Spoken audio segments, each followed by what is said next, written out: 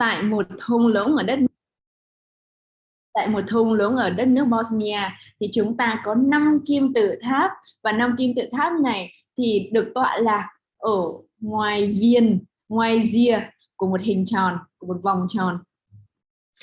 So the pyramids, 5 pyramids are arranged around a kind of in a circular way around a central point.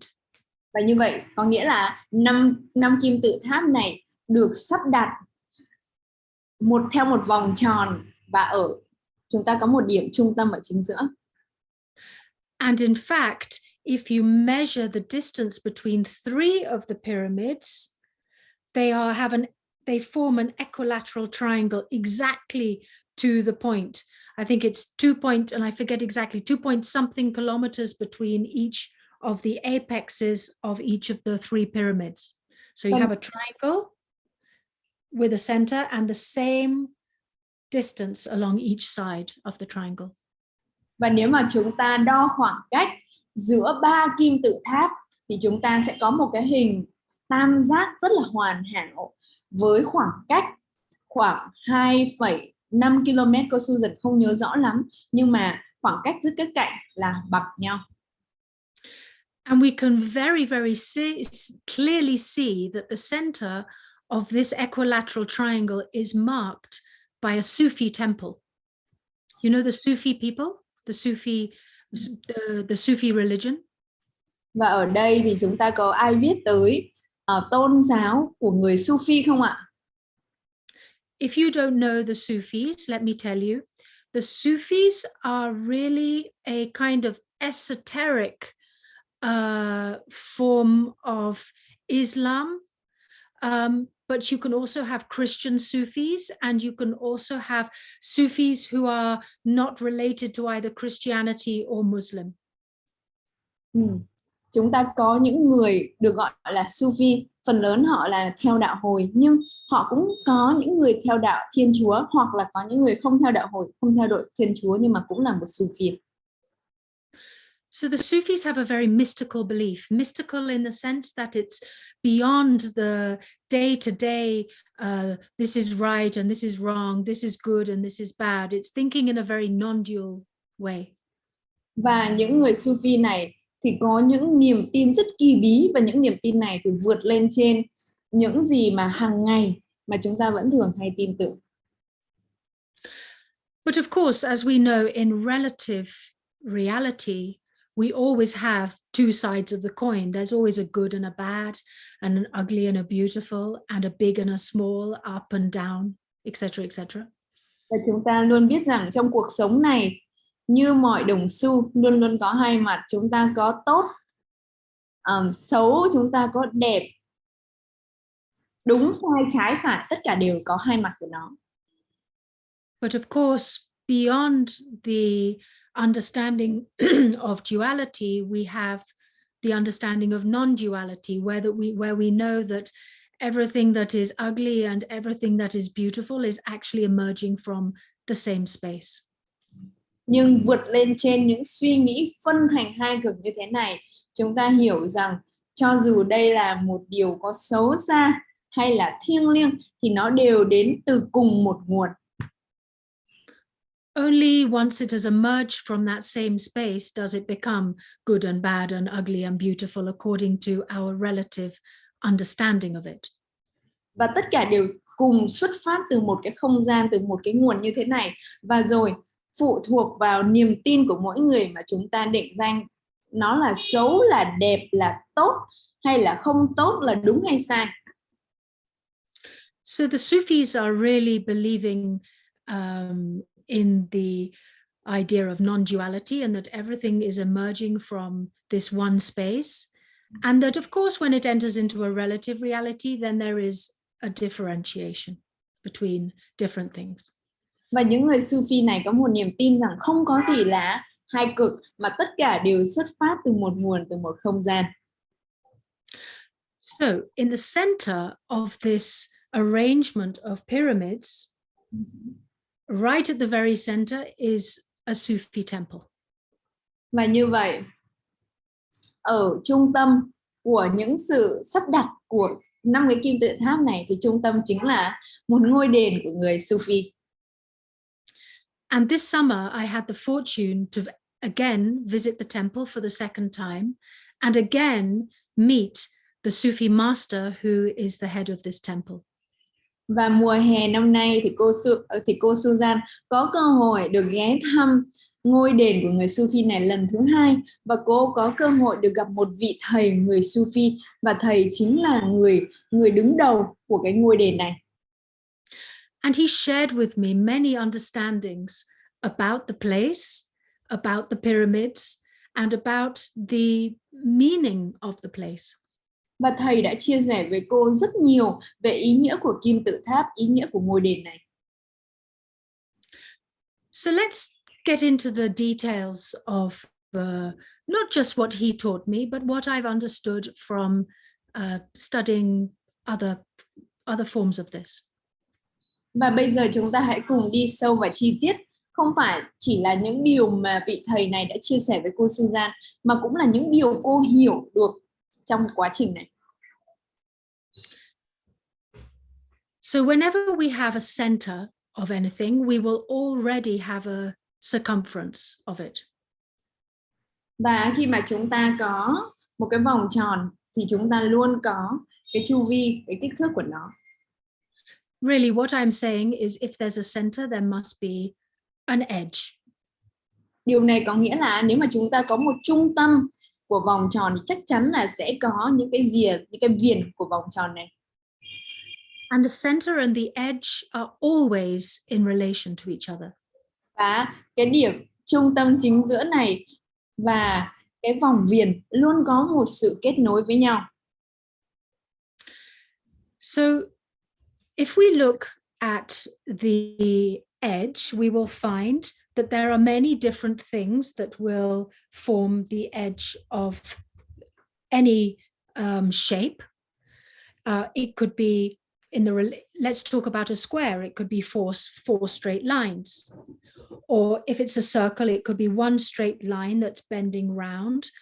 If it's it could even be a very strange shape and still have a center and a circumference to it. So we're not just talking about a point and a circle, we're talking about the relation between the center of any kind of shape. Và ở đây cô Susan không chỉ nói về một điểm ở trung tâm chính giữa và một vòng tròn, mà ở đây chúng ta cũng có thể áp dụng một điểm ở trung tâm chính giữa với bất kỳ hình dáng nào. Ví dụ chúng ta có hình vuông thì ở ngoài viền là 4 cạnh của hình vuông chẳng hạn. Còn nếu mà chúng ta có một hình tròn thì chúng ta có một điểm ở trung tâm chính giữa và một vòng tròn ở ngoài, hay là bất kỳ hình dạng gì thì luôn có một sự kết nối giữa cái điểm chính giữa này và viền của cái hình dạng đó. When we're talking about the pyramids in Bosnia, we're talking about 5 pyramids which are situated roughly around the edge of this valley, and in the center there is the Sufi temple. Và ở đây, ví dụ mà cô Susan đang nói tới là 5 kim tự tháp được sắp đặt ở một vòng tròn, và trung tâm của cái vòng tròn này, cái điểm chính giữa của vòng tròn này chính là một ngôi đền của người Sufi. And I asked the Sufi master, what is the relationship between the Sufi temple here at the center of this complex and the pyramids that are around the edge of it?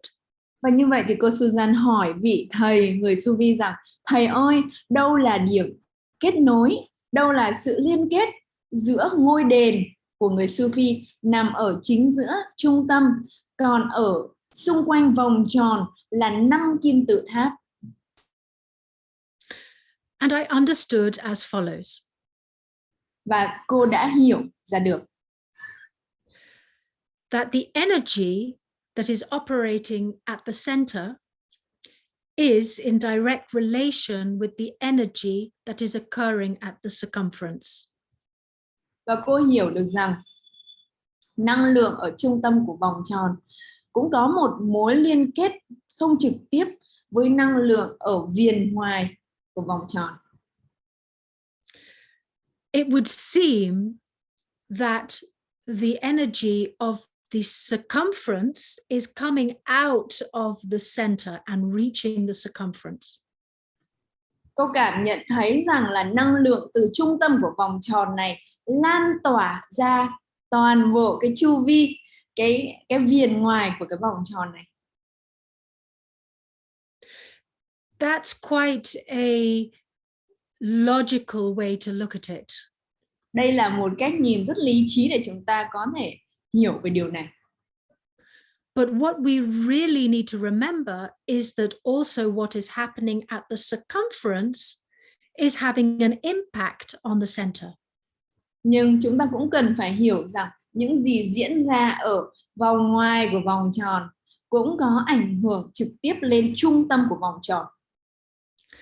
And this is where I really want to guide the conversation of this evening. Và đây chính là điểm mà cô Susan muốn hướng chúng ta trong buổi tối ngày hôm nay.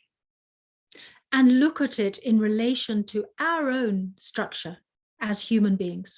Và chúng ta dựa vào điều này để cùng nhìn lại cấu trúc của con người chúng ta. That we have a center. Con người chúng ta cũng có một điểm trung tâm chính giữa như vậy. And we have a circumference. Và con người chúng ta cũng có đường viền ở ngoài. And our shape is not a perfect circle or a perfect square, but we are a shape with many different edges to it. Và hình dạng của chúng ta không phải là một hình khối hoàn hảo, mà nó có rất nhiều đường nét trong cái hình dạng này. And although we tend to pinpoint our center in one place, normally at the heart, we can also identify ourselves with a center that runs down from the crown of the head to the base of our, not just our spine, our perineal, what's it called? Our perineum, I think. What is the term? I just forget the exact name, but it's running from the crown of the head down to the base of our body. Okay. Và chúng ta thường định danh cái trung tâm của chúng ta đó chính là trái tim, và bên cạnh đó chúng ta cũng có trung tâm của cơ thể, có thể chạy từ đỉnh đầu cho tới phần đáy của cơ thể. So when we are really able to access this central part of our body, then we are gaining access to a place which has a different kind of energy that exists at the circumference. Và như vậy khi mà chúng ta có được cái nguồn năng lượng ở trung tâm, ở chính giữa của chúng ta, thì chúng ta cũng có thể lan tỏa cái nguồn năng lượng này ra ngoài đường viền, cái hình dạng bên ngoài của chúng ta. And when we access this central part, we are actually accessing our source energy. Và khi bạn có thể tiếp cận được cái điểm trung tâm chính giữa của các bạn, chúng ta mới có thể tiếp cận được nguồn năng lượng bên trong mình. The central part of us is our pathway, is the pathway to our source. Điểm trung tâm chính giữa của mỗi chúng ta chính là con đường dẫn tới nguồn năng lượng. But now we're talking about something which is very ephemeral, our source. Và bây giờ chúng ta đang nói về một điều gì đó nó không thân thuộc với chúng ta. Here we are existing in a world which is full of objects and things happening and sounds and things to do and people to meet, and we're talking about source. Bây giờ chúng ta đang sống trong một thế giới có rất nhiều việc phải làm, có rất nhiều người để chúng ta gặp gỡ, mà chúng ta lại nói về nguồn ở đây. So how are we going to connect this source with our actual day-to-day life? Vậy thì làm thế nào để chúng ta có thể kết nối được nguồn với những gì đang diễn ra trong thực tế mỗi ngày của chúng ta? So remembering that this source is running from the crown of our head down to the base of our body, through the center of our body, just remembering that we are now going to take our focus to the edge of our body. Vậy thì hãy nhớ rằng cái điểm trung tâm của chúng ta chạy dài từ đỉnh đầu cho tới phần đáy trụ của cơ thể, và chúng ta hãy giữ sự tập trung vào điểm này. We have 5 principal ways of gathering information about what's happening outside of us. Chúng ta có 5 nguyên tắc để chúng ta có thể thu thập được thông tin về những gì đang diễn ra xung quanh chúng ta. And if we want to continue with the analogy of the Bosnian pyramids, it's quite nice because there are 5 pyramids. Và nếu mà chúng ta muốn tiếp tục sử dụng hình ảnh so sánh về 5 kim tự tháp tại Bosnia, thì đây cũng là một điều rất tuyệt vời, bởi vì chúng ta cũng có 5 kim tự tháp. Let's start with the principal access that we have to our world around us. Vậy thì chúng ta hãy cùng bắt đầu với cả nguyên tắc đầu tiên để chúng ta tiếp cận với thế giới xung quanh chúng ta. What is the strongest impression created upon our mind? That's the question we're asking here. Chúng ta cùng nhau đặt một câu hỏi rằng đâu là những dấu ấn mạnh mẽ nhất mà in hằn trong tâm trí của mỗi chúng ta? And maybe you'll disagree with me here, but I am going to mention one of the strongest, at least, aspects of us that has the strongest impression on us. Có thể là các bạn sẽ không đồng ý với cô đâu, nhưng mà cô vẫn sẽ chia sẻ với chúng ta một điều mà có dấu ấn rất là sâu đậm. But for me, I would say it is my sight. Đối với cô, đó chính là cái tầm nhìn của cô, cái góc nhìn của cô. So I see the world around me and my mind interprets what I see. And I see what the world is happening around me. And again, I interpret that. And again, I see what's happening, the colors, and I see the shapes, and I see the people. And my mind interprets what that means to me.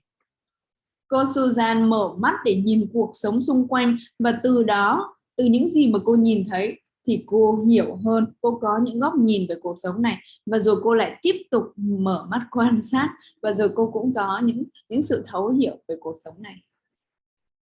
And then not only do I see the world around me, but I also hear what's the sounds accompanying all these visions and all these colors and all these shapes and all these people. I hear sounds of all different types. Và cô Susan không chỉ nhìn đâu, mà cô cũng có thể lắng nghe được nữa. Cô lắng nghe những âm thanh, cô lắng nghe rất nhiều điều xung quanh cô. And that gives me a bit more information about what the sights mean, about what the colors mean, about what the shapes mean. The sounds that I hear from, say, a bird, or the sounds that I hear from, say, a dog, or sounds that I hear from people are all different. Và chính những âm thanh mà cô lắng nghe cho cô thêm nhiều thông tin hơn về những gì mà cô đang nhìn thấy. Đó có thể là âm thanh của một chú chim hay bất kỳ âm thanh nào cũng cho cô có thêm nhiều thông tin hơn. And then I also hear unnatural sounds. I'm just talking about natural sounds there, dogs and birds and humans. I'm talking about unnatural noises, from loud bangs occurring and big blasts and loud noises of machines and other things. And what does that tell me? Và cô ở đây không chỉ lắng nghe từ những âm thanh tự nhiên như là âm thanh của chim nhóc, âm thanh của thiên nhiên, mà cô cũng lắng nghe cả những âm thanh không tự nhiên như là những tiếng của những cỗ máy, những tiếng ồn, và những âm thanh này nói cho cô biết điều gì? So all the time my mind is understanding through seeing and through hearing these things and interpreting what it understands about these sights and these sounds. Và như vậy thì cô Susan tiếp cận với thông tin thông qua việc nhìn và nghe. And then to add to that, I have a sense of smell. There are smells of the flowers. There are smells which are horrible. There are smells which are just delicious. And there are smells of warning sounds. I smell gas coming from my kitchen. And have I turned off the stove correctly? So again, my nose and my sense of smell is giving me a lot more information. It's adding to the impressions that I have from my hearing and my seeing. Và rồi cô Susan cũng ngửi rất nhiều mùi vị khác nhau. Nó có thể là những mùi hương dễ chịu hay những mùi hương hôi thối. Và thậm chí có những mùi hương còn cảnh báo cô. Ví dụ khi cô ngửi thấy mùi ga thì cô cảnh tỉnh rằng mình đã tắt bếp chưa. Những mùi hương này cũng mang tới cho cô rất nhiều thông tin về cuộc sống.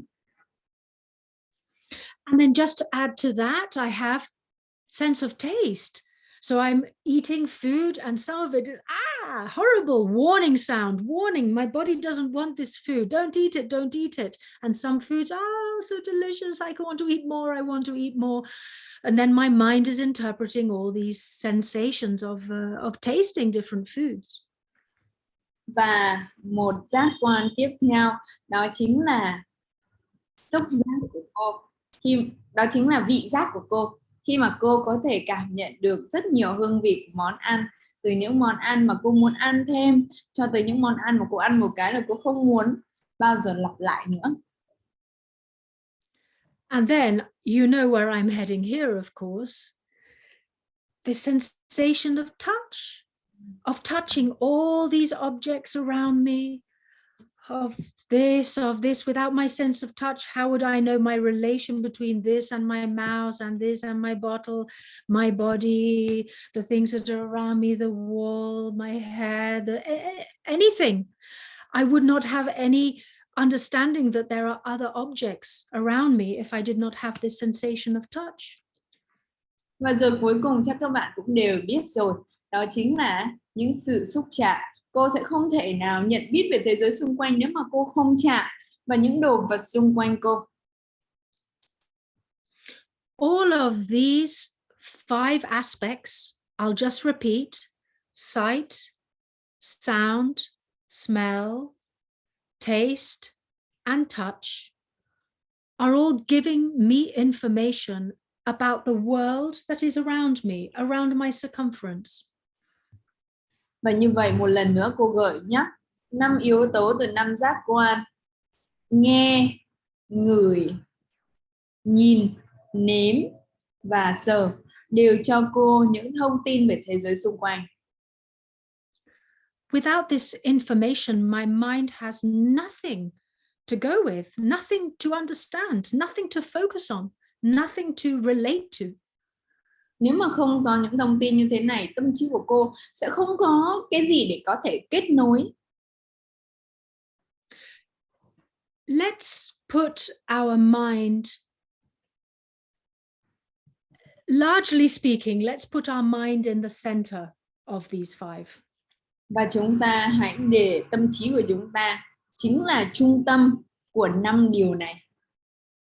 Now, I have to be careful when I say this because the central space is what has access to our source.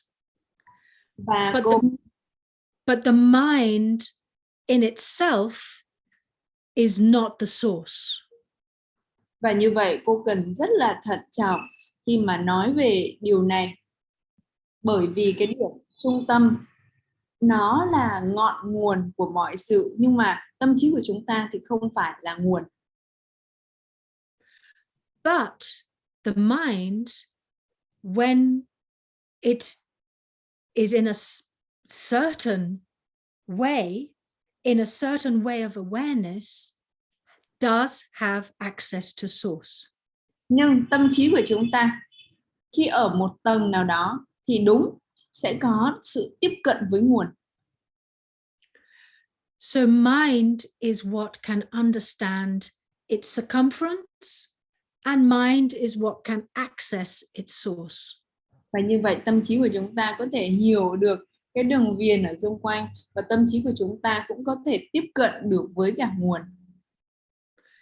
And when mind learns to bridge that whole space between all the activities and sensations of its circumference, and understand that all those impressions are coming from the source, then it has completed its bridge.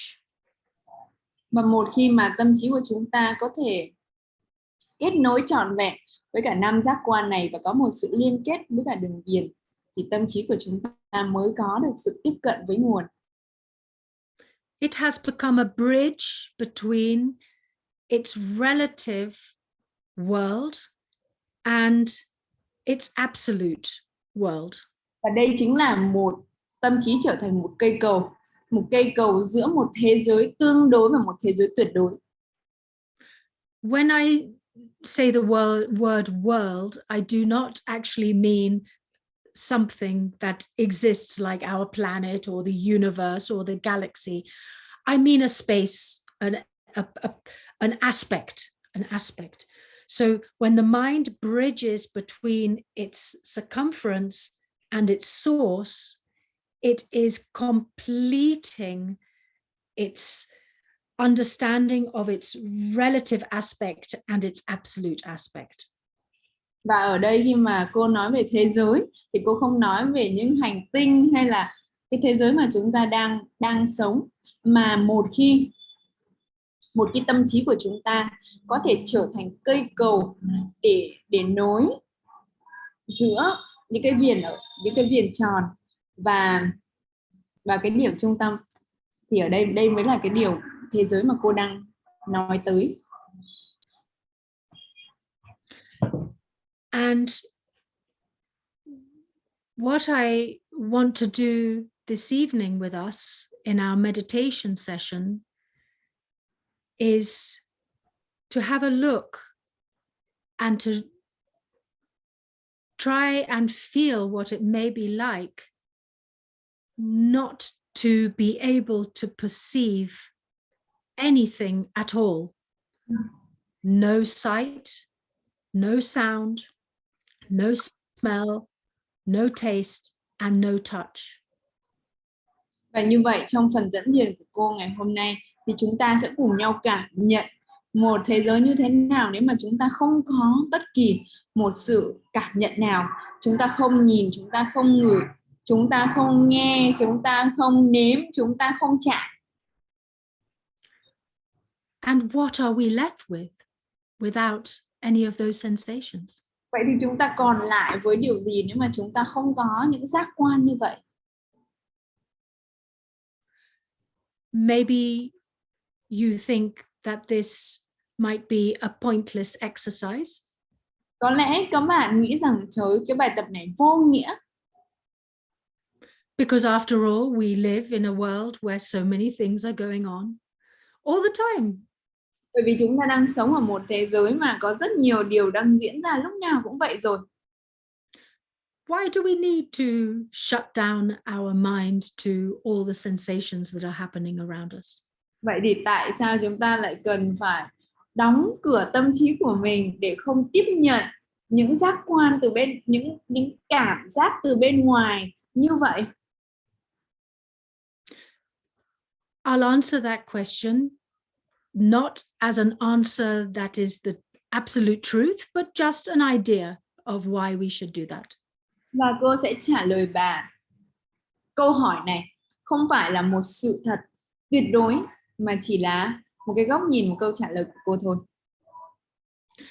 Because if we do not understand that it's only now with this precious human body that we have been gifted, that we have access to all this information, then we will forget where we are really coming from. Bởi vì nếu mà chúng ta không có cảm nhận được rằng chúng ta được ban tặng một cơ thể là một món quà của chúng ta trong cái khoảnh khắc hiện tại này, thì chúng ta sẽ quên đi mất rằng chúng ta đến từ đâu.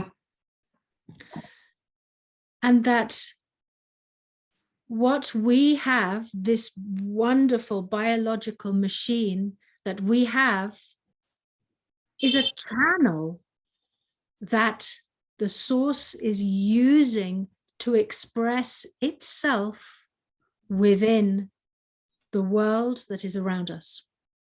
Và cơ thể này là một cỗ máy tuyệt đẹp, là một kênh dẫn mà vũ trụ sử dụng để giúp chúng ta bày tỏ đến với thế giới này.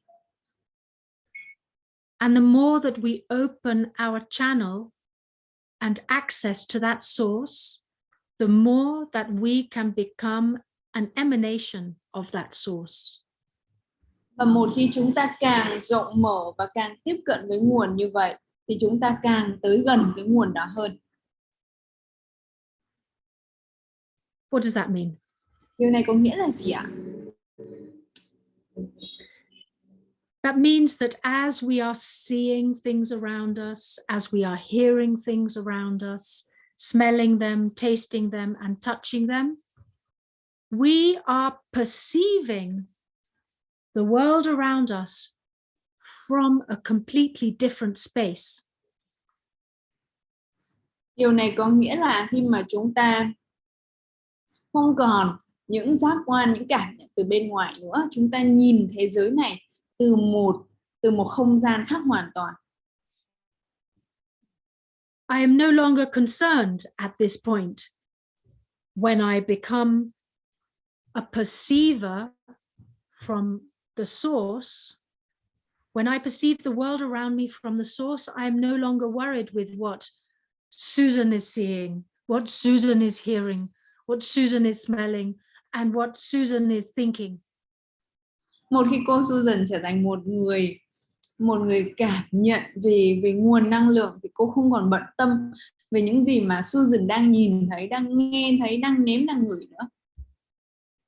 At this point, Susan becomes just a tool, just a channel for the source energy to come through and to see and hear, smell, taste, and touch, and relate to the world around it. Mà tại khoảnh khắc này, Susan chỉ là một kênh dẫn của vũ trụ để nhìn, để nghe, để nói, để nếm, để ngửi. To gather the information and to bring it back also to source. Để có thể thu thập những thông tin và mang những thông tin này về với nguồn. Let's imagine like there's a very long rope from the center of source all the way out to the edge where all this information, all these things are happening. Long, long rope. Chúng ta có thể hình dung tại trung tâm chính giữa của vòng tròn chính là nguồn, đúng không ạ? Và tại nguồn này chúng ta có một cái sợi dây rất dài, và đến tận cùng của sợi dây rất dài này chính là những thông tin ở thế giới ngoài kia. And Susan is at the end of this rope. Và Susan thì đang ở cái điểm ngoài cùng của cái sợi dây này. And this rope has a lovely stream of information coming from source that is adjoining to Susan. Và cái sợi dây này thì có rất nhiều thông tin đến từ nguồn để có thể chạm tới Susan. And then Susan is seeing and hearing and smelling and tasting and touching the world around. But with this information coming from the source and using this information to relate to the world around. Và Susan thì vẫn lắng nghe, vẫn nhìn, vẫn nếm, vẫn ngửi những gì đang diễn ra xung quanh. Và những cái thông tin từ nguồn này kết hợp lại với những cái thông tin mà Susan nhận được. And the information that Susan is receiving from the world around her is also returning to source. There's a two-way channel. Và tất cả những thông tin mà Susan đón nhận được từ thế giới bên ngoài cũng quay trở về với nguồn, bởi vì đây là một kênh dẫn hai chiều. Now there is a relationship between the center and the edge of this emanation.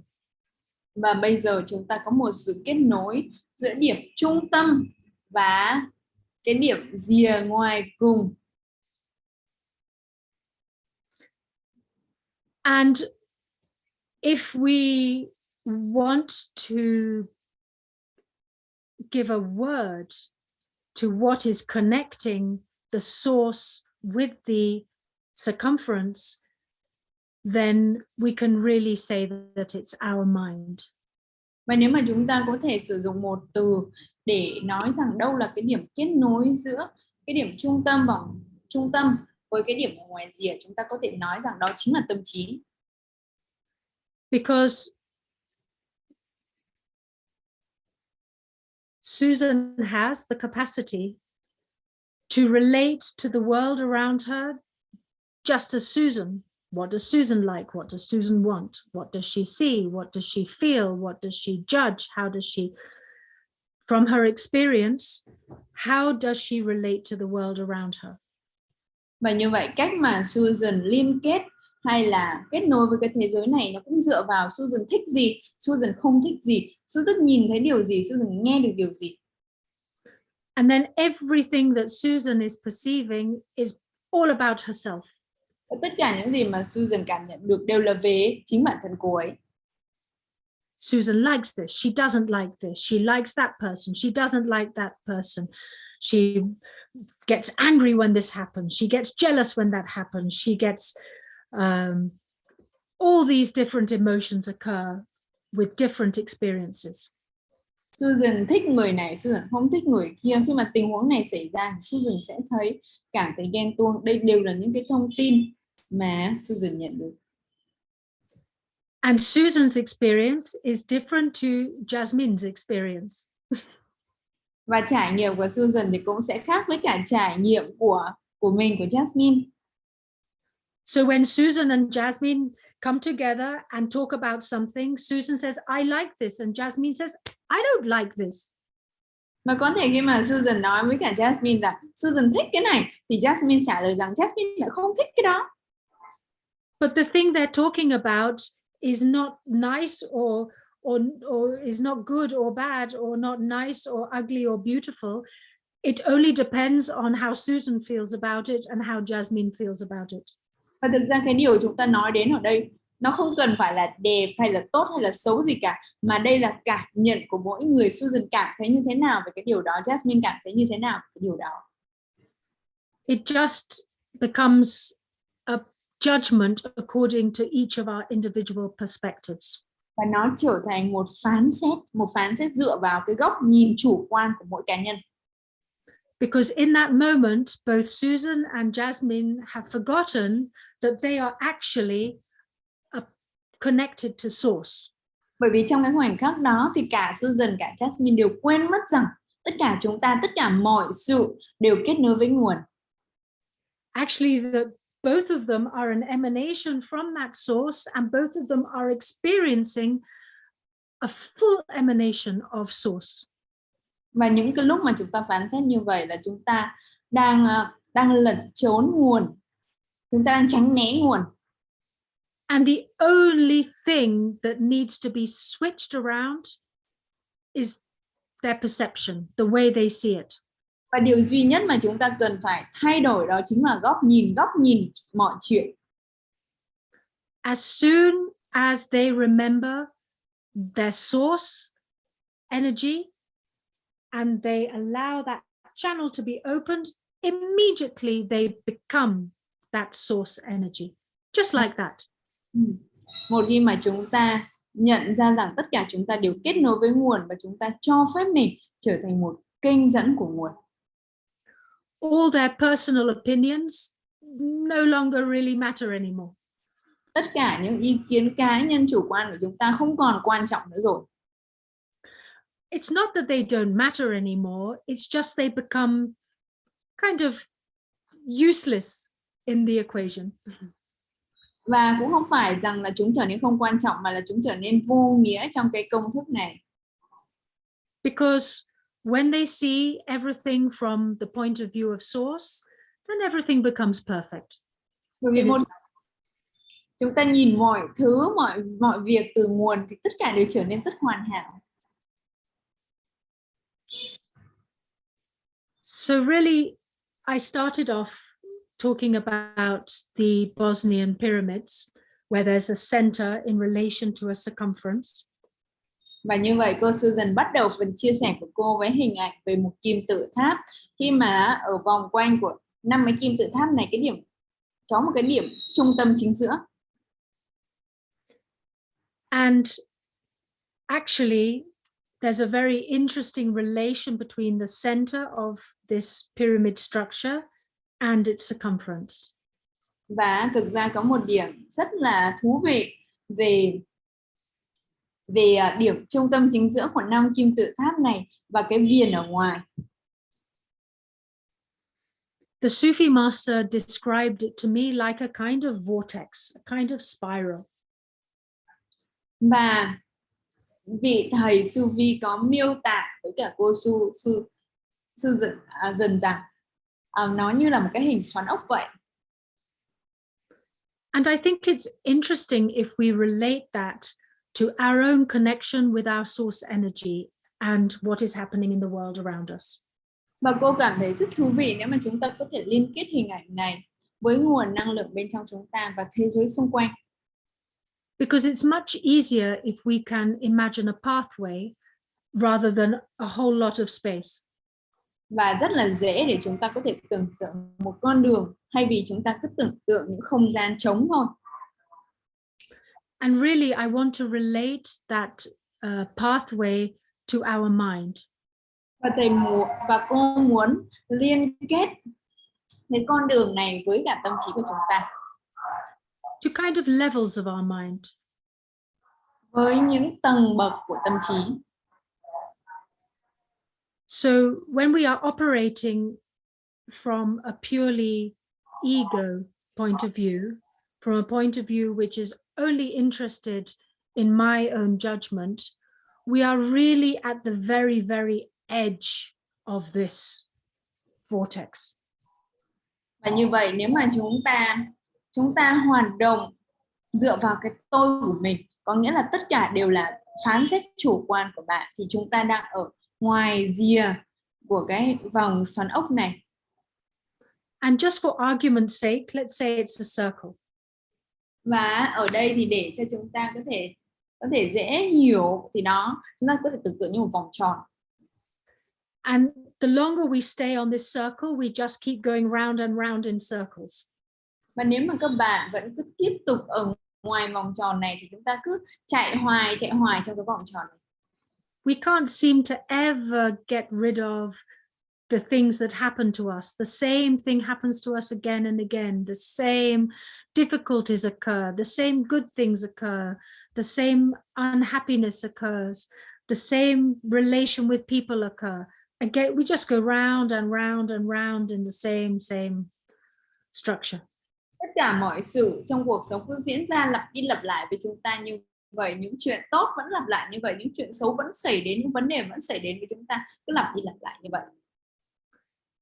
It's kind of crazy because we know we have a source, but yet we're stuck on the circumference. Why? Điều này rất là điên rồ đúng không ạ? Bởi vì chúng ta ai cũng biết rằng chúng ta có nguồn, chúng ta có trung tâm, nhưng mà chúng ta vẫn cứ mắc kẹt ở cái viền ngoài này. We believe in a higher power, whichever one you want to believe in, whether you call it God or Allah or Buddha or whichever higher power you believe in. You believe in that higher power, and yet you're still stuck at the edge of this circuit. Chúng ta tin rằng có một thế lực cao hơn. Các bạn có thể gọi đó là Chúa, là Đức Phật hay là bất kỳ một vị thần nào mà các bạn tôn trọng. Chúng ta biết rằng như vậy, nhưng mà chúng ta vẫn cứ mắc kẹt, vẫn cứ luẩn quẩn ở cái viền ngoài. There doesn't seem to be a connection between, or a way to connect between this edge and this center. Và như vậy không có một sự kết nối giữa cái vòng ngoài này và trung tâm chính giữa. I'm believing in this higher power, and I'm believing in myself as belonging to a higher power, but somehow my life still goes on and on in this circuit. Chúng ta tin vào một thế lực cao hơn, nhưng mà một cách nào đó cuộc sống của chúng ta vẫn cứ luẩn quẩn ở cái viền ngoài của vòng tròn. So how do we connect this center with this circuit on the edge? Vậy thì làm thế nào để chúng ta có thể kết nối điểm chính giữa với cả cái viền ngoài cùng? How do we become at one with the higher power that we believe in and still live our life? Làm thế nào để chúng ta có thể hòa làm một với những nguồn lực cao hơn và chúng ta vẫn tiếp tục cuộc sống của mình? Do we have to go in a monastery? Do we have to go into a retreat? Do we have to go into a cave? How do we do that? How do we connect our day-to-day life with the higher power that we know that we are and that we belong to? Chúng ta có cần phải đi vào chùa hay đến một thiền viện hay là ở trong một hang động không? Làm thế nào để chúng ta kết nối với những nguồn lực cao hơn trong cuộc sống hàng ngày của chúng ta? Well, the answer to this question does not lie in words alone. Và câu trả lời câu hỏi này không có chỉ nằm ở trong từ ngữ đâu. What we need to do is to experience it. Mà những gì chúng ta cần phải làm đó là hãy trải nghiệm. Because each of us is an emanation of that higher power. Bởi vì mỗi của một chúng ta là sự phản chiếu của cái nguồn lực cao hơn đó. Each one of us is a beautiful manifestation of that source energy. Mỗi một chúng ta là một sự hiện thực hóa tuyệt đẹp của nguồn năng lượng đó. And each of us can be in contact with that every day of our life. Và mỗi chúng ta đều có thể kết nối với nguồn đó mỗi ngày. The only trouble is that we may have forgotten temporarily. Điều duy nhất gây rắc rối ở đây đó là chúng ta quên mất tạm thời thôi. Because it is what we naturally are, it's not so difficult to become that and to be that. Bởi vì thực ra đây là những điều mà chúng ta vốn dĩ đã là rất tự nhiên rồi, không khó để chúng ta trở thành như vậy đâu. So really, I would like us to start our meditation tonight by putting that thought into our mind that we are connected to the source energy right here, right now. We are that source energy appearing as a human being.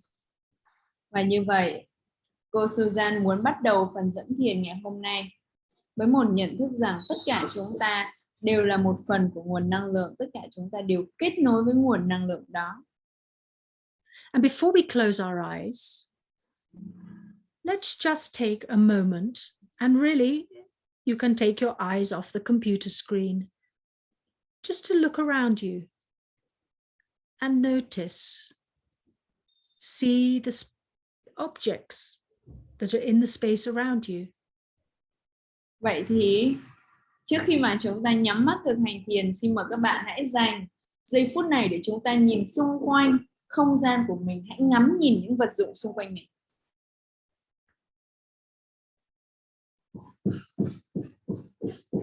And not to have any particular judgment about them.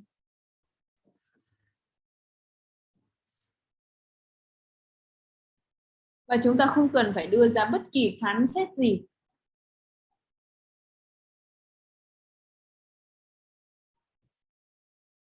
How strange in a way, all these colors and shapes and... Điều này kỳ lạ biết bao, những hình dạng, những đường nét xung quanh chúng ta, những màu sắc xung quanh. But also we're familiar with this. We know this from the beginning of our life, that there are so many colors and shapes around us. Nhưng mà thực ra đây cũng là một điều chúng ta cũng đã rất quen rồi. Chúng ta cũng đều biết rằng thế giới này muôn hình dạng, muôn vẻ, muôn màu sắc. And whatever is appearing around us now is not what was appearing around us 10 years ago. Và những or 15 years ago, or 20 years ago, or longer, however old you are. Và những gì đang hiện diện trước mắt chúng ta không phải là những gì mà chúng ta đã từng nhìn thấy 10 năm trước, 15 năm trước hay là bao nhiêu năm mà các bạn đã từng tồn tại trên thế giới này.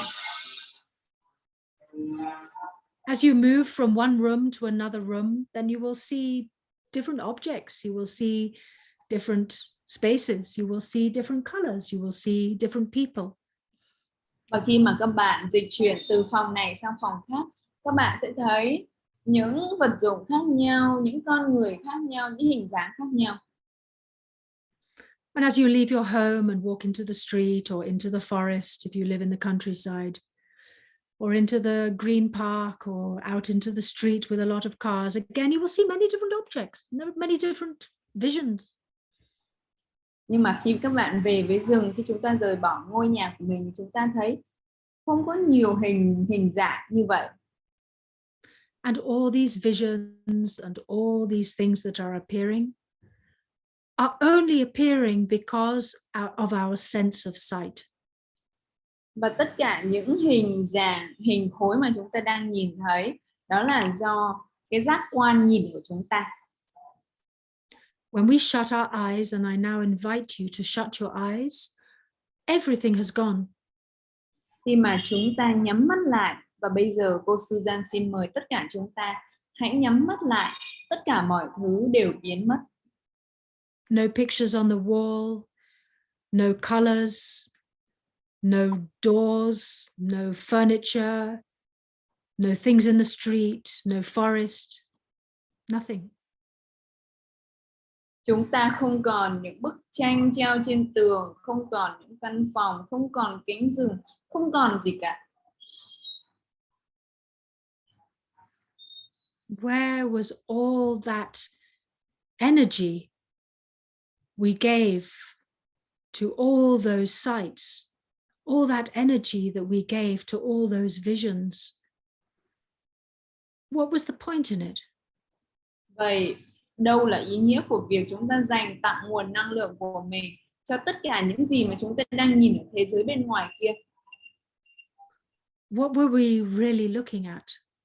Chúng ta đang thật sự nhìn thấy điều gì? Now, as we sit here with our eyes closed,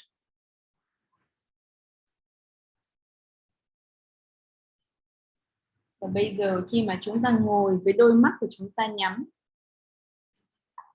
I'd like you to pay attention to the sounds that are appearing around you. và bây giờ cô mời tất cả chúng ta hãy dành sự chú tâm lắng nghe những âm thanh xung quanh.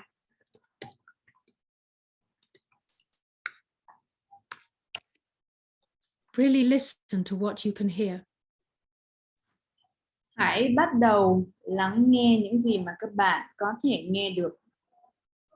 Are there other voices? Are there sounds from outside?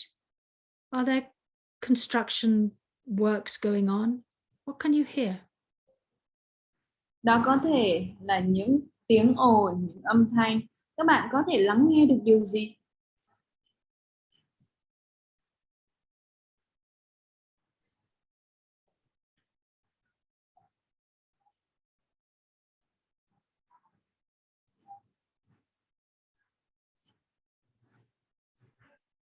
Even if you can't hear anything, there's still a kind of sound of silence, the sound of your own body. Và chúng ta bắt đầu kết nối với sự tĩnh lặng, với những âm thanh của chính chúng ta.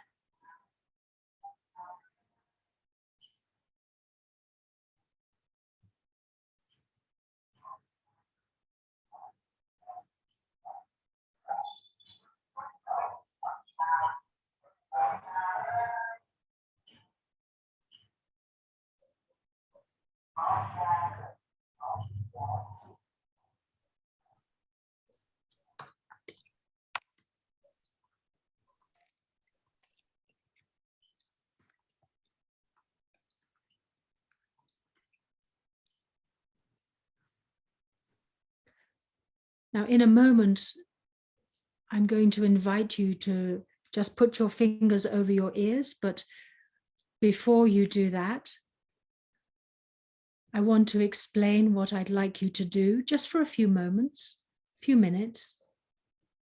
While you press your fingers into your ear, I want you to use your hands to touch your body and the things that are around you. Your eyes will be closed, your ears will be closed. You won't be able to do that when your fingers, of course, when your fingers are plugging your ears, you won't be able to use your hands. So you can use your feet or other parts of your body just to touch what's around you, like the chair you're sitting on, or you will be able to feel yourself seated against something. Just really feel what you can touch with your body. So just for a minute or so, and then you can take your fingers out of your ears again. Just feel what you are touching, what is connected to you right in this moment. Và bây giờ xin mời các bạn, chúng ta có thể đưa đôi tay của mình để che đôi tay, và chúng ta có thể dùng chân hay bất kỳ bộ phận trên cơ thể nào để chúng ta xúc chạm vào những gì đang ở xung quanh chúng ta.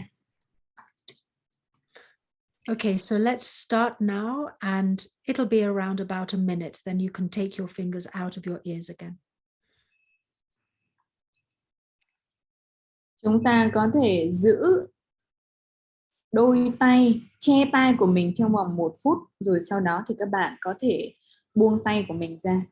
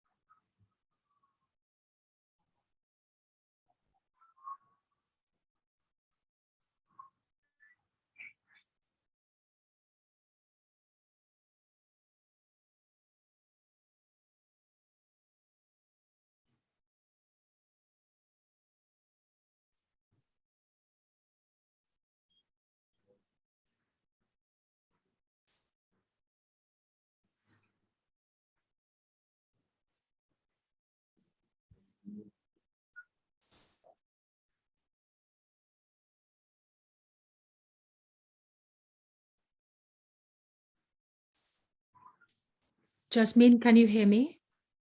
Yes, I can hear you. Okay, so if people have taken their fingers out of their ears now, Yes. I would like to share, and I will invite you also later to share when we come to the sharing time, what you experienced with your eyes closed and your ears closed and only with the sensation of touch.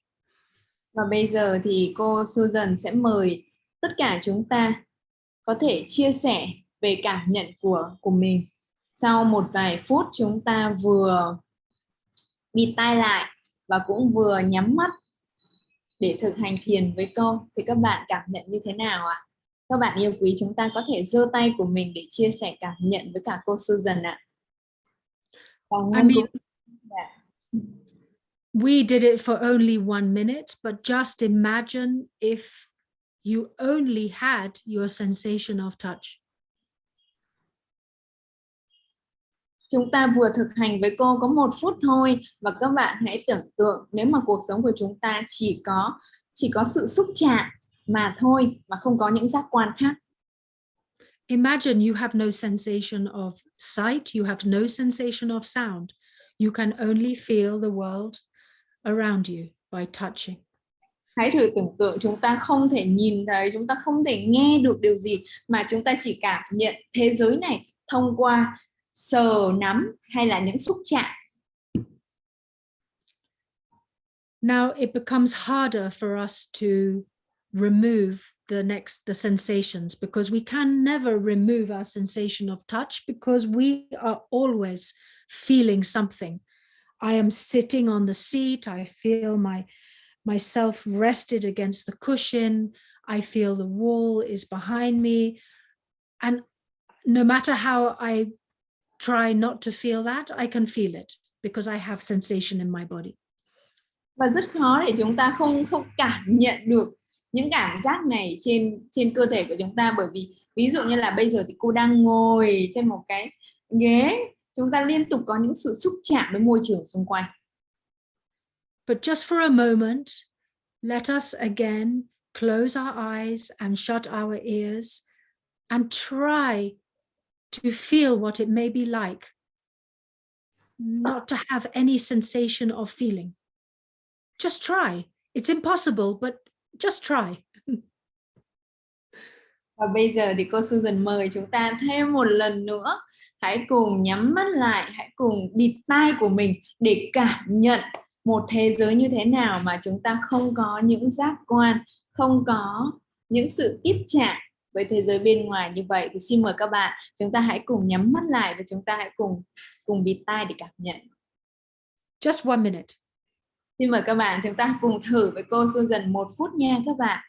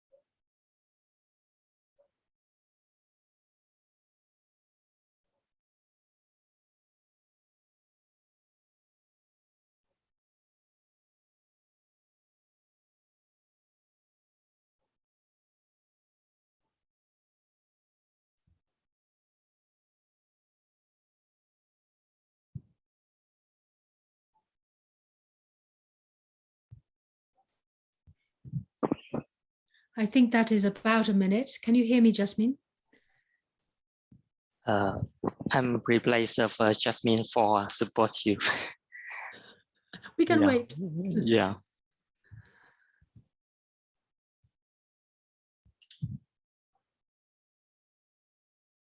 Jasmine has left? Yes. Okay. So let's continue by now having a look at what it is that makes it possible, not completely possible, but partially possible, to not feel anything while we are still sitting on a cushion and having a relation with our body around us.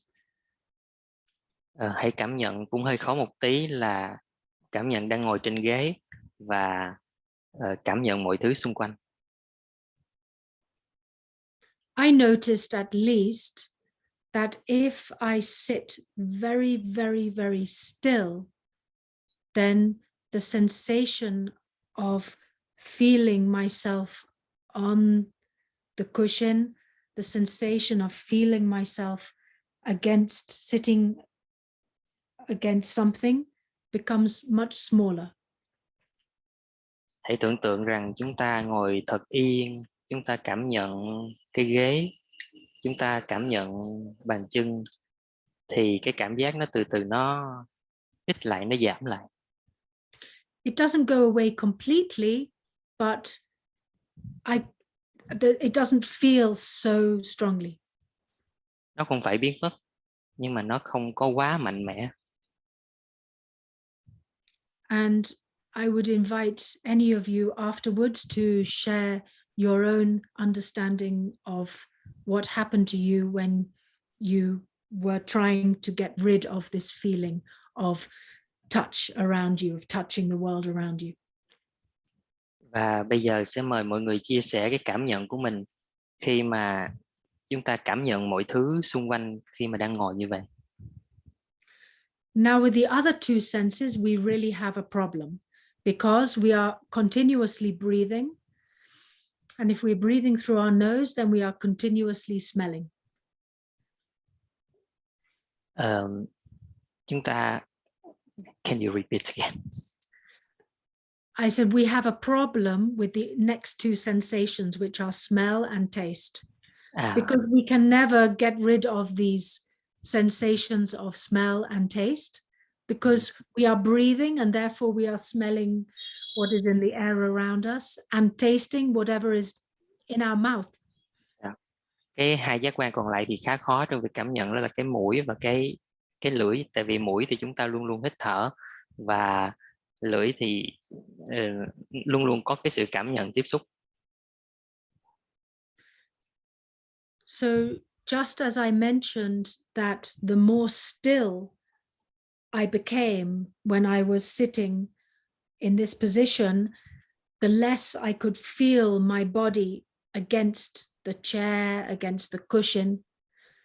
Now, again, I invite you to be very, very still and to see how much less you will smell and how much less you will taste if you become very, very still. Khi mà chúng ta ngồi thật yên xuống thì chúng ta cảm nhận là khi chúng ta tiếp xúc với cái ghế nó cũng ít lại, và bây giờ chúng ta cũng ngồi thật yên lại để chúng ta cảm nhận được cái hít thở cũng như là cái vị giác chúng ta, cái cảm giác nó giảm từ từ xuống. So again, let us close our eyes and shut our ears, because these are the two senses that we can control. The other ones, we have to become very, very still in order to not feel them so strongly. So let's try to do this again, 1 minute. So we close our eyes and we shut our ears, 1 minute. Bây giờ chúng ta sẽ thực tập lại là bằng cách là nhắm mắt lại và bịt hai lỗ tai lại trong vòng 1 phút để chúng ta tiếp tục cảm nhận.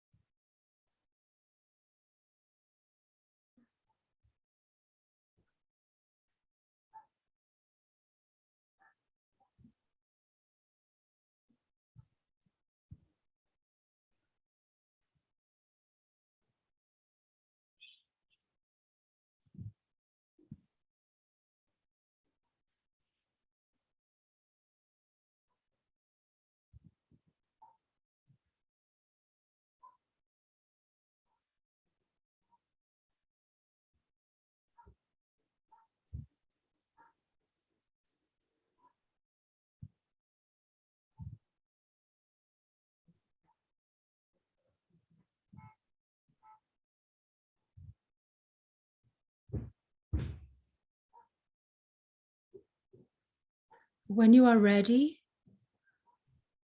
Khi mà bạn sẵn sàng, and you can again just come back as normal.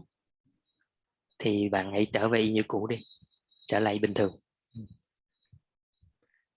Again, later I will invite you to share what you experienced at this during this meditation, but I will just share a few words of what I experienced now. Thì chút nữa thì cô sẽ mời mọi người chia sẻ cái cảm nhận của mọi người. Thì bây giờ cô sẽ chia sẻ trước cái cảm nhận của mình. I found that the more still I became, the more quiet I became. Cô cảm nhận là cái sự tĩnh lặng, sự rất là tĩnh lặng. And the more still and quiet I became, I removed my focus from the edge of my body where there is sensation, and I came closer to my center. Cô bắt đầu cảm nhận được cái năng lượng của mình từ cái vòng ngoài của cơ thể và tập trung vào cái lõi bên trong. And so now I would like us to really engage with this channel that is running from the crown of the head to the base of the body, through the central part of the body, and to really feel this midline channel that is holding our central energy. Cô mời mọi người cảm nhận dòng năng lượng từ đỉnh đầu cho tới cái phần cuối của cơ thể vuông góc và cảm nhận cái sự kết nối với nguồn năng lượng đó.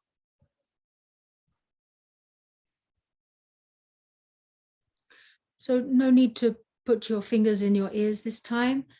Just sitting comfortably, imagine that there is a channel from the center of your crown running through the midline of your body, and really focus your energy on this midline channel. Now, it's difficult to focus your energy on the top and the bottom at the same time. So let's work from the top down to the bottom, and from the bottom back up to the top.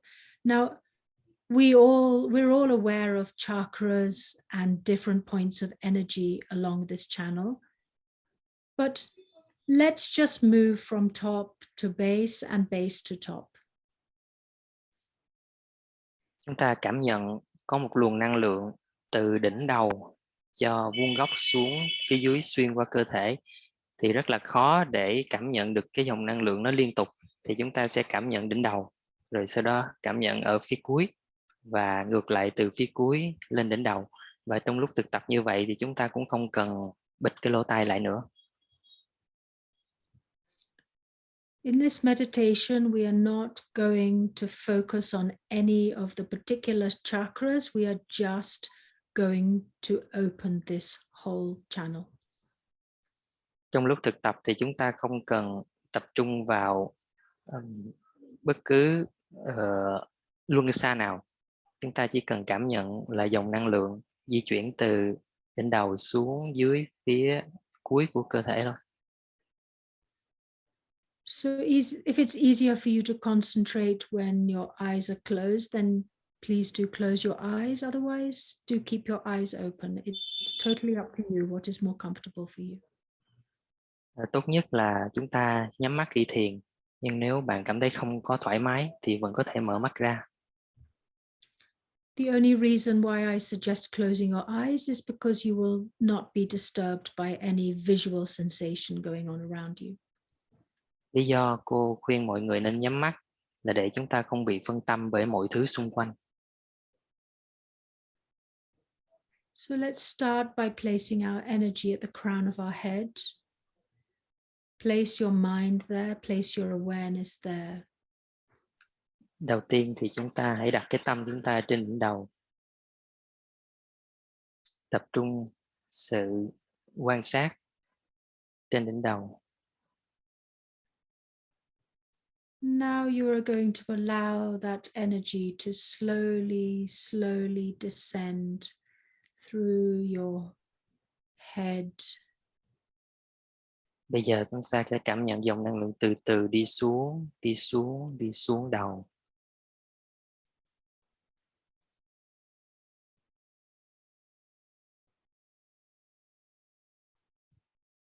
And then through your neck. Xuống tới cổ.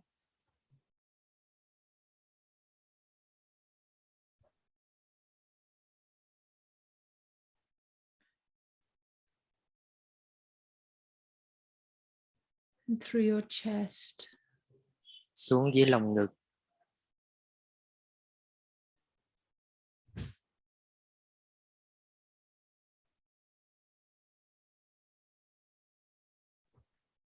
And through your stomach area. Xuống tới vùng bao tử.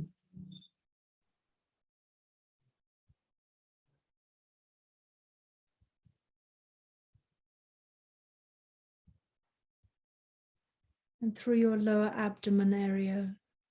Xuống tới vùng ở dưới rốn.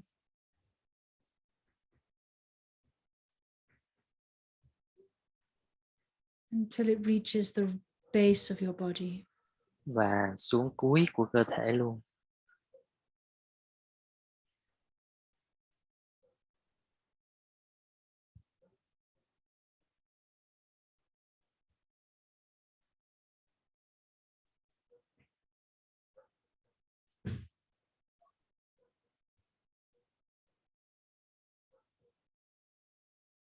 Just see if you can feel that whole channel running from the top of your head to the base of your body. Just see if you can feel that channel open, like a tube. Hãy cảm nhận giống như là một cái ống thông từ trên đỉnh đầu xuống dưới phần cuối của cơ thể.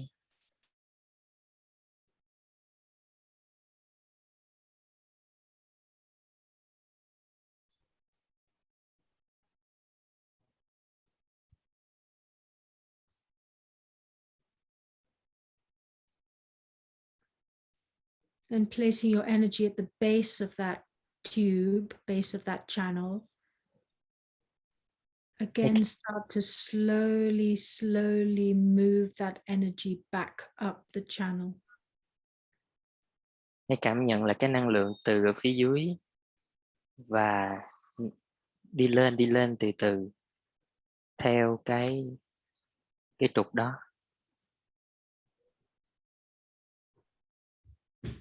Slowly moving it through the lower abdomen area. Cảm nhận dòng năng lượng từ từ cái phần bụng đi lên phía trên.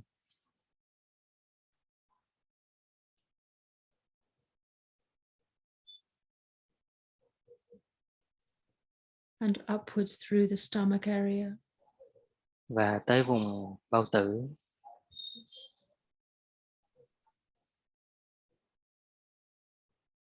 And upwards through the chest area. Năng lượng đi tới vùng ngực.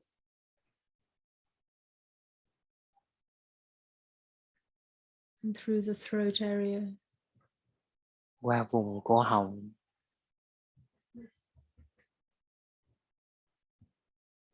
And through the head all the Tới way to vùng the crown. tới vùng đầu và tới đỉnh đầu.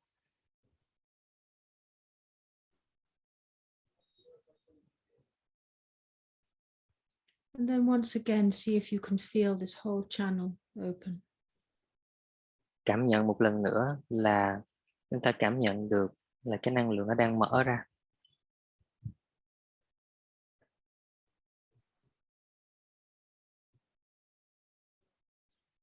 The more still you are, and the more quiet your mind is, the more you will be able to feel this channel. Khi mà chúng ta càng tĩnh lặng thì chúng ta càng cảm nhận được nguồn năng lượng này rõ nét.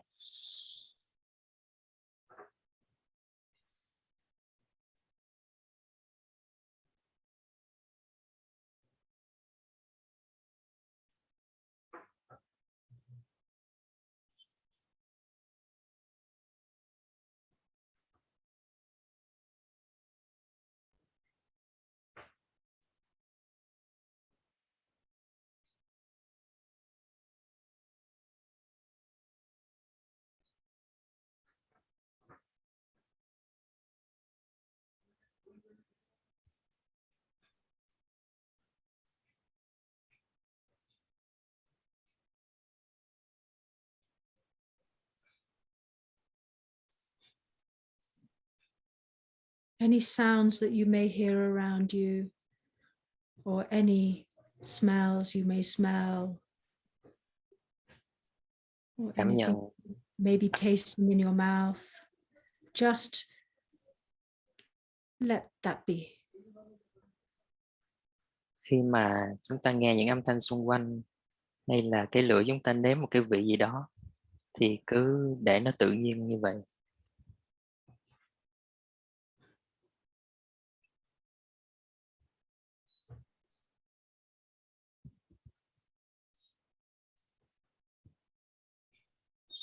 Try to keep your mind focused on the channel running from the crown of your head to the base of your body. Chúng ta chỉ cảm nhận cái nguồn năng lượng từ đỉnh đầu đi xuống dưới phần cuối của cơ thể.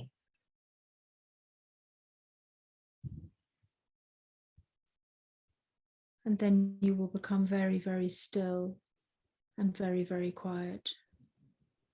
Bây giờ chúng ta cảm nhận là cơ thể mình rất là yên và mọi thứ đều tĩnh lặng.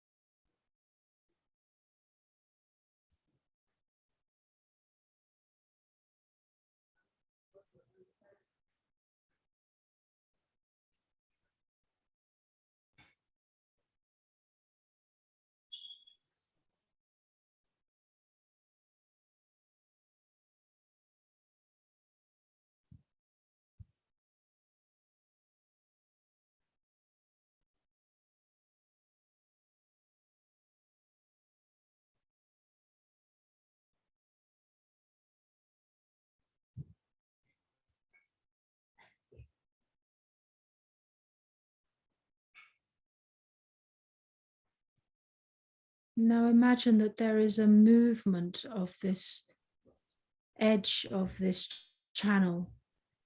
The outer part of this channel is starting to spin.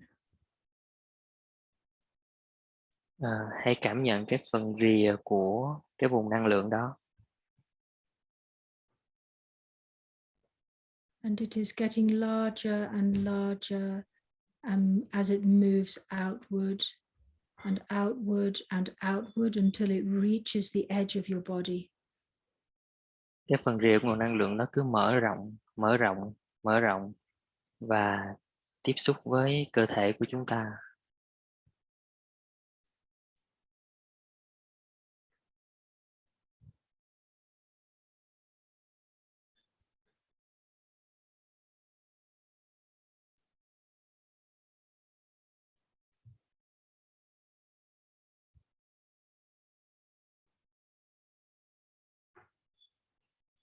A question may have come in your mind at this point. Should my spiral be moving clockwise or anti-clockwise?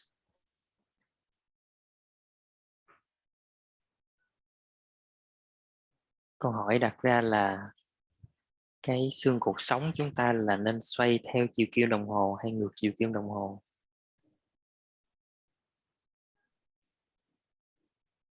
And the answer to this question is, as it is moving outwards from the center to reach the edge of your body, it is moving clockwise. Câu trả lời là chúng ta xoay theo chiều kim đồng hồ và cố gắng tiếp xúc với cái phần rìa của cơ thể.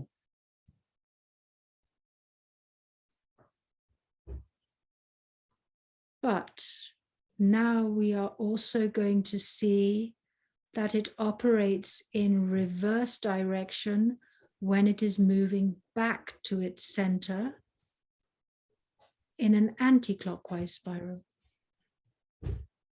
Cái điều lạ là khi mà quay trở lại trung tâm thì có vẻ như là quay ngược lại chiều kim đồng hồ. So first, from the channel that is moving down the center of your body, you are going to imagine a clockwise spiral emerging, getting larger and larger and larger, and reaching the edge of your body. Chúng ta cảm nhận cái vùng trung tâm theo chiều kim đồng hồ lớn dần và tiếp xúc với cái viền ngoài của cơ thể chúng ta.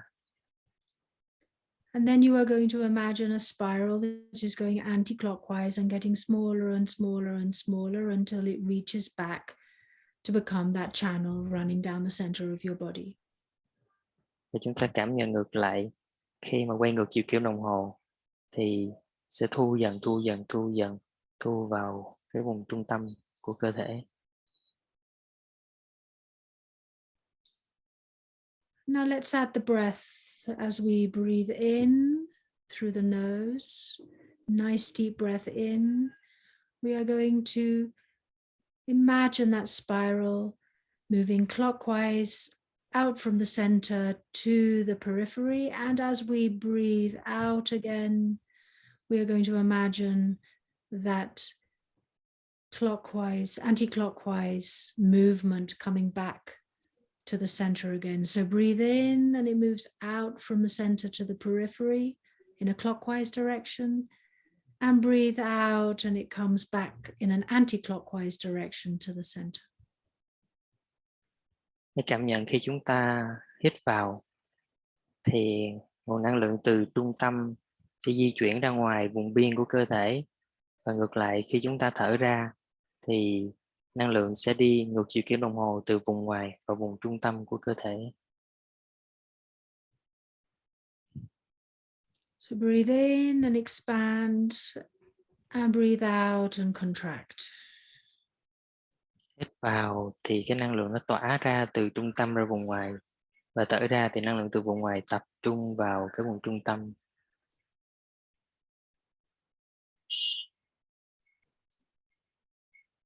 Breathe in and clockwise expansion, breathe out and anti-clockwise contraction.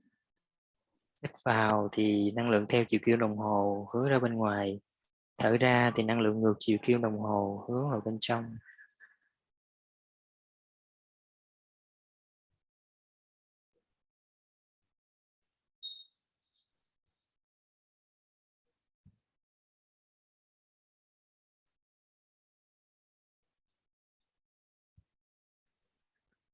And in between each expansion and contraction of in breath and out breath, come back to that place of stillness and just see the channel running from the crown of the head to the base of the spine. Sau khi mà chúng ta hít vào, thở ra, cảm nhận nguồn năng lượng tỏa ra và thu vào, thì chúng ta tập trung vào cái nguồn năng lượng từ đỉnh đầu cho tới phần cuối của cơ thể. Cảm nhận cái kênh đấy.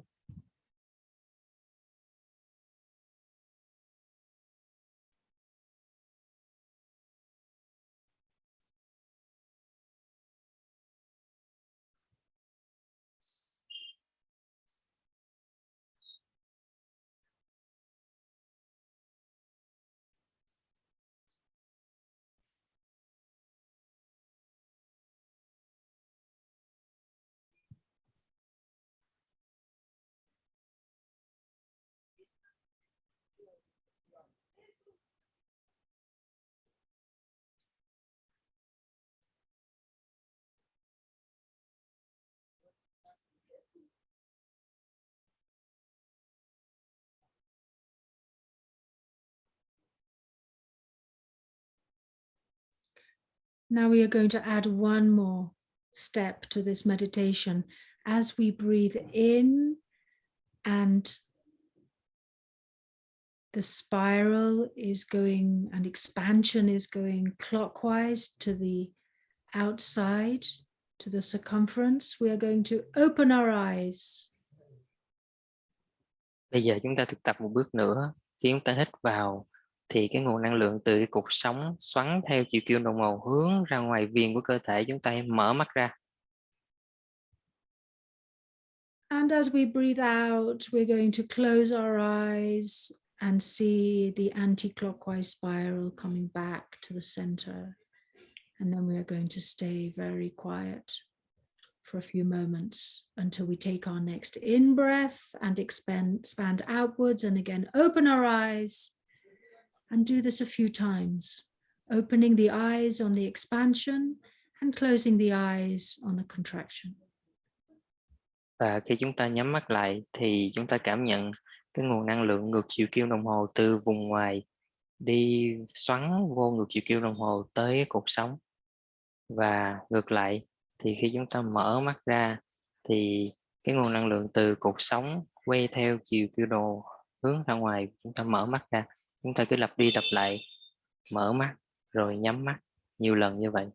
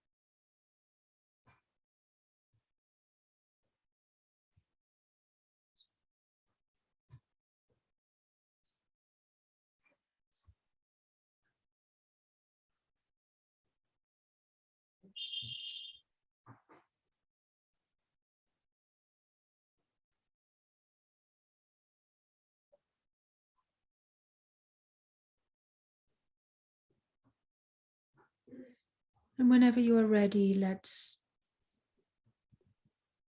just come to sit normally with our eyes open. Khi chúng ta đã sẵn sàng thì bây giờ chúng ta từ từ mở mắt ra một cách nhẹ nhàng.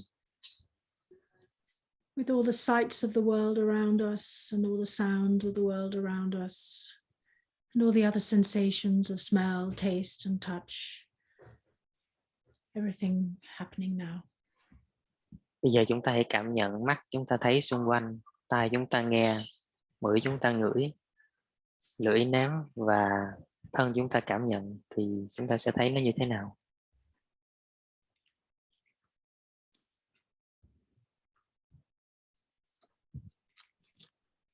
And I'd like to invite you in the next 15 minutes to share with me, with all of us together, to share your impressions and what you felt as you were removing sensation from your experience, and how you felt when there was nothing left. Bây giờ cô mời mọi người chia sẻ chung với tất cả mọi người cái phần cảm nhận của mọi người khi mà không còn bất cứ cảm giác nào thì nó có cảm giác như thế nào.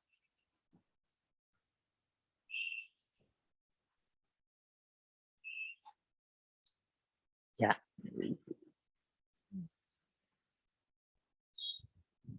Dạ, xin mời mọi người chia sẻ. Does anybody have anything they'd like to share? Không biết là có ai có cái cảm nhận hay là ấn tượng nào để chia sẻ không?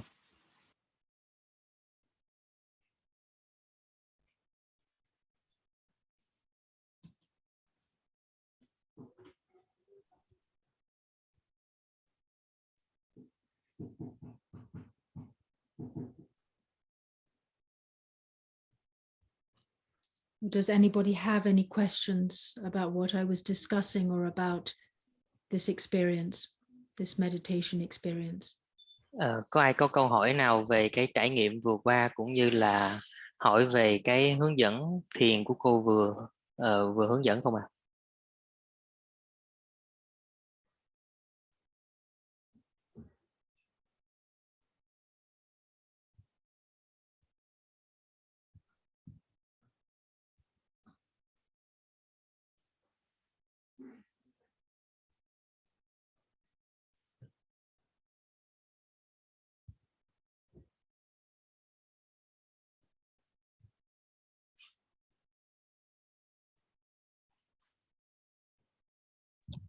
Dạ cả nhà mình ơi, cả nhà mình có ai có chia sẻ gì mình có thể giơ tay để em mở mic cả nhà có thể chia sẻ hoặc đặt câu hỏi nhé.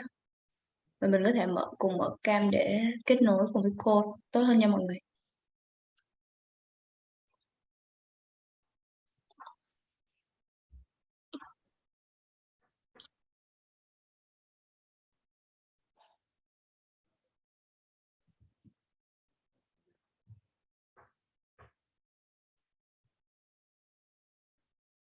How was it for you to remove your sensory experience and to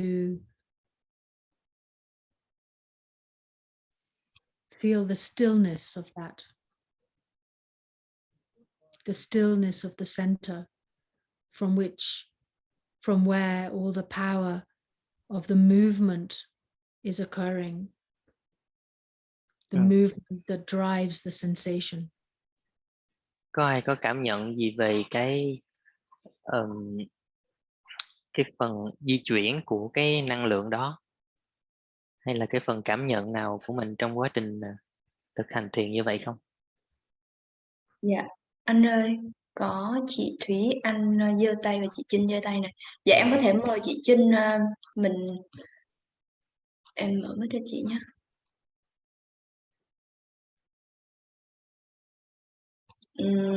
Chị Trinh có thể mở mic được rồi ạ. Xin chào cô Susan và xin chào tất cả nhà mình. Trong cái hướng dẫn của cô thì từ lúc đầu mình đi theo cô từ cái phần mà bị tai lại thì đầu tiên mình cảm nhận lúc chưa bị tai á thì mình cảm nhận rất là rõ các cái âm thanh xung quanh mình. Sau đến khi mà cô bảo là bị tai lại để lắng nghe xem như thế nào thì mình thấy các âm thanh nó giảm đi hẳn.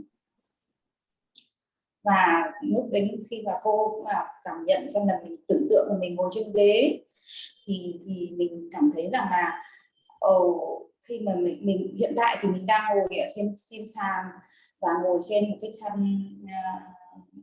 chăn này rất là êm, thì mà mình cảm thấy rất là vững chãi và rất mọi vật nó rất là gần với mình. Khi mà cô nói là mình tưởng tượng ngồi trên cái ghế thì mình lại tưởng tượng ngồi trên ghế và mình cảm thấy mình bị thu nhỏ lại, mình cách xa với mọi cái vật hơn. Thế xong rồi đến cái phần mà cô hướng dẫn mà cảm thấy các cái dòng năng lượng mà đi theo cái cuộc sống thì mình cũng có cảm nhận được cái dòng năng lượng đi theo từ đỉnh đầu xuống dưới xương cùng. Đầu tiên thì nó không có rõ nét lắm, nó chỉ xuất hiện trong một vài giây thôi, và sau đó thì lần thứ hai thì mình cảm thấy rõ ràng là có một cái nguồn năng lượng nó đang vận động ở trong cơ thể mình, nhưng mà cũng chưa rõ nét theo đúng cái chiều nào cả. Thế là lần thứ ba thì đúng là mình có cảm nhận được là nó đi theo tức là khi mà mình hít vào thì rõ ràng nó đi theo vào cái trung tâm, lõi trung tâm, và khi mình thở ra thì nó lan tỏa ra bên ngoài. Thì rất là tuyệt vời. Rất cảm ơn cô nhiều lắm. Yeah, she would like to share about her feeling when initially she plugged her ears. She feel everything, the sound very clear, but when she plugged her ears, the sound is eliminated, and she sit on a cushion. When she meditate, she feel steady, and she feel the sensation when she sit meditation. The sensation reduced, and when you instruct about the energy from the top of the head through the bottom of the body, and she feel well the flow of the energy. And when you instruct again the energy from the spiral to the edge of the body, the first time she feel just 1 or 2 seconds. The second time she feel very clear about a source of energy clearly, and the third time she can feel that when she's breathing, the energy from the center of and straight to the edge, and when she breathe out, the energy is anti-clockwise into the spiral as you instruct. Yeah. Mình xin nói thêm nữa là khi mà cô bảo là mở mắt ra và cảm nhận các cái giác quan của mình ấy, thì mình cảm thấy các cái giác quan nó kích hoạt lên, nhưng mà mình cảm thấy rất là yên bình á, rất là bình yên trong cái cơ thể mình á, nó không bị xáo trộn, các cái giác quan nó không bị xáo trộn như là bình thường á. Yes, and when you say that everything, when you're ready, you can open eyes. And she feels that everything peaceful, and there's no disturbance as the normal when open the eyes as normal. Yeah. Yeah, that's a very nice experience. And also I'd like to remind us all that we're not trying to eliminate the sensations around us, because the sensations around us will be there continuously until the day we die from this world.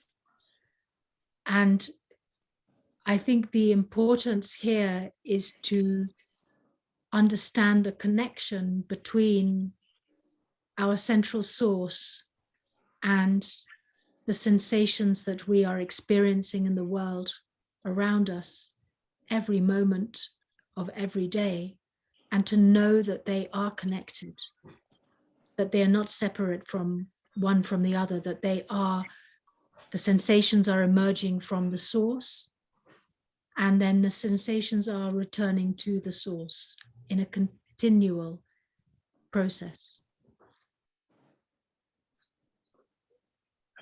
Đúng là một trải nghiệm rất là tuyệt vời. Thì điều quan trọng thì chúng ta cần nhớ là không phải chúng ta chối bỏ cái cảm giác của chúng ta, mà quan trọng chúng ta nên, tại vì cái cảm giác thì luôn luôn tồn tại cho tới khi mà chúng ta qua đời. Cái phần quan trọng là làm sao chúng ta có thể kết nối được với cái nguồn năng lượng đó mọi lúc mọi nơi, và cái sự liên thông, cái sự kết nối giữa cảm giác chúng ta với nguồn năng lượng thì luôn luôn là tồn tại.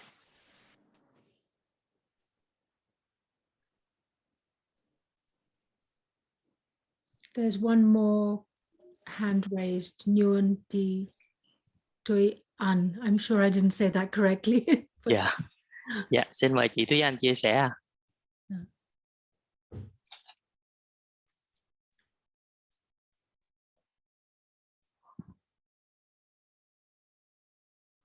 Vâng ạ, xin chào cô, chào tất cả mọi người ạ. Mình thì xin chia sẻ với mọi người như sau. Thực ra suốt cái thời thiền vừa rồi thì là hàng xóm nhà mình mở karaoke và nó ầm ĩ suốt, bây giờ mới yên này. Vừa xong thì họ mới yên, nghĩa là mình cũng không biết là có lúc nào mình hết được cái âm thanh đó không, thì cái cảm giác hết của mình là hầu như không thấy. Nghĩa là mình vẫn nghe được cả tiếng, kể cả khi bịt tai vẫn còn nghe thấy tiếng của hàng xóm hát. Thế nó nhỏ thôi nhưng đại khái là cố gắng bịt thế nào thì cũng vẫn còn tiếng. Thế nhưng khi mà cô hướng dẫn các cái vấn đề thì có mấy cái thứ nhất là cô nói là mình cảm giác được cái năng lượng từ trên đỉnh đầu xuống, thì mình có cảm thấy năng lượng từ trên đỉnh đầu chạy dọc xuống sống lưng, và gần như có lẽ là chưa hẳn đến cái luân xa 1, nhưng gần như là nó theo một cái chiều dọc, một cái trục từ trên xuống.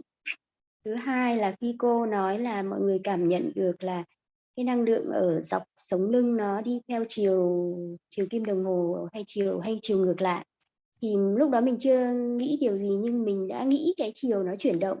Thì lúc sau cô bảo là cùng chiều kim đồng hồ thì mình kiểm nghiệm lại, đúng là cùng chiều kim đồng hồ, và cái chiều ngược lại là như thế. Tức là mình cảm thấy là hai cái điểm đó mình có cảm nhận được giống như cô nói. Thế thôi ạ. Còn lại thì trước quá trình thiền, bởi vì mình ầm quá cho nên mình không hoàn toàn được làm được cái yêu cầu như là cô nói được. Đấy, và bây giờ thì họ vừa mới dừng hát xong thì bắt đầu mọi người chia sẻ. Rất như thế. Nhưng xin rất xin cảm ơn cô và cảm ơn tất cả mọi người đã lắng nghe ạ. Xin hết ạ. Yeah, she says that due to the environment, her neighborhood sing karaoke all the time from the beginning of the meditation until now. It just stopped, and so that when she plugged her ears, she still hear the karaoke sounding around, and despite the fact that she tried to plug it.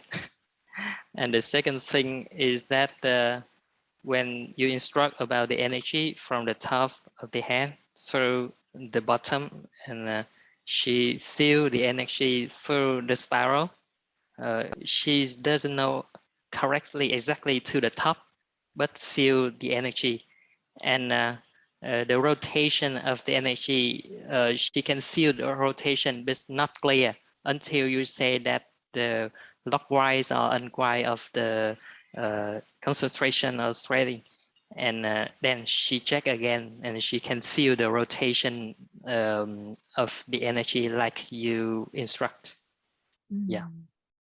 Yeah, the clockwise rotation is for radiation, so moving out, and the anti-clockwise radiation is for implosion and reduction. Thì cô giải thích rõ thêm là khi mà quay theo chiều kim đồng hồ á, thì năng lượng hướng ra bên ngoài, từ trung tâm hướng ra vùng bên ngoài, và khi ngược lại chiều kim đồng hồ thì năng lượng sẽ từ cái vùng bên ngoài hướng vào bên trong trung tâm. Dạ, cô muốn giải thích lại. Throughout our universe we'll find this law in application. Yeah. Và cái nguyên tắc của vũ trụ cũng theo cái nguyên tắc đấy. Yeah. So that's why you could clearly feel it, because it's a natural law. Đó là lý do tại sao mà chị có thể cảm nhận được, vì đó là cái quy luật của vũ trụ là như vậy. I'm not making it up. Cô không có làm ra được cái quy luật đấy.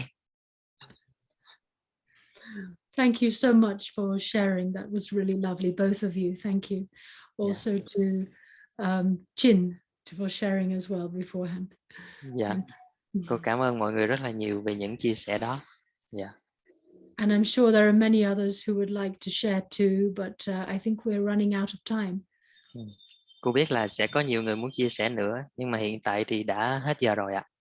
So I'd like to thank you once again for inviting me to come here and to share with you some ideas and something that has been on my mind these days, and also for doing this meditation with me. It's been very peaceful and very much reminding me also of this connection between my own center and periphery. So thank you for giving me this chance to do that. Cảm ơn mọi người đã tham gia thời thiền này, đã cho cô có cái dịp để chia sẻ những cái cảm nhận của mình, và đặc biệt là có những cái mà cô cũng không có nghĩ trước đó nữa. Đó là cái phần năng lượng mà từ theo chiều kim đồng hồ mà hướng ra bên ngoài, rồi ngược chiều kim đồng hồ hướng vào trung tâm trong cái thời thiền vừa rồi. Cô rất là cảm ơn. I am too feeling nice and peaceful now, and also having this relation with my center and periphery. I've reminded also myself of this, and so I will now leave you with this sensation and go back into my evening routine to to continue with this in my mind. Dạ. That's wonderful. Thank you. Dạ. Chị Phúc, hiện tại thì cô cảm nhận được cô kết nối với nguồn năng lượng và cái năng lượng đang tỏa ra từ trong trung tâm cơ thể cô tỏa ra ngoài, và cô muốn lan tỏa nguồn năng lượng này tới tất cả mọi người. Cô cảm ơn mọi người rất là nhiều. So enjoy the rest of your evening together. I think you have a full moon activities going on after this. Am I correct? Dạ. Yeah. Cô biết lần sắp tới thì chút nữa thì chúng ta sẽ có thiền trăng, phải không ạ? Okay, so I will say goodbye to you and see you again. Dạ, cô xin chào mọi người, hẹn gặp lại mọi người lần tới ạ. Dạ. Bye. Bye bye. Dạ. Bye. Cảm ơn anh Tiến. Cảm ơn anh Tiến, cảm ơn cả nhà mình. Dạ, cảm ơn mọi người. Dạ. Tối ngày hôm nay chúng ta vẫn tiếp tục thiền cùng với nhau từ 20 giờ cho đến